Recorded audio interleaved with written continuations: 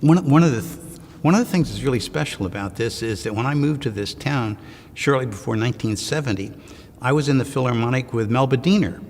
And Melba and her sisters constituted an all-girl orchestra, and they played in some of the theater pits. Later on, she played as my partner in the Erie Chamber Orchestra for a number of years, until shortly before she died. And she and her husband donated a pile of this music to the Erie Chamber Orchestra, and that's why we're able to do it today.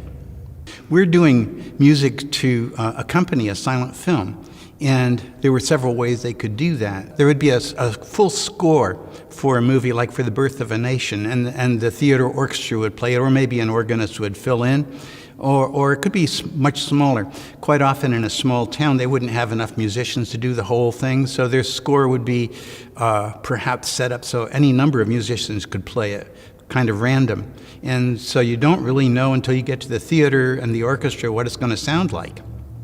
And there was quite a bit of generic music that was sent out to the theaters, which could be used in multiple different film operations, and we're playing some of that.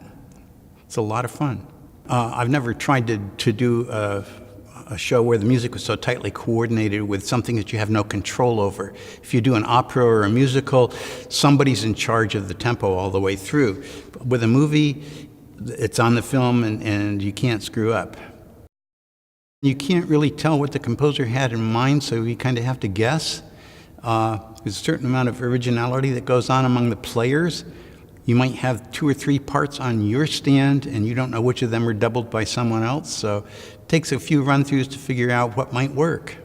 And still you're not sure, but still, this was fun.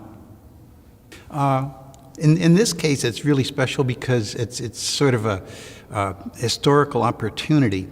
My dad played piano in a very small town silent movie theater. And my mom's earliest recollections of being frightened out of her gourd was going to see Lon Chaney in The Phantom of the Opera. And she was too young to do that, but out of her 3rd grade class, she said there wasn't a dry seat in the house.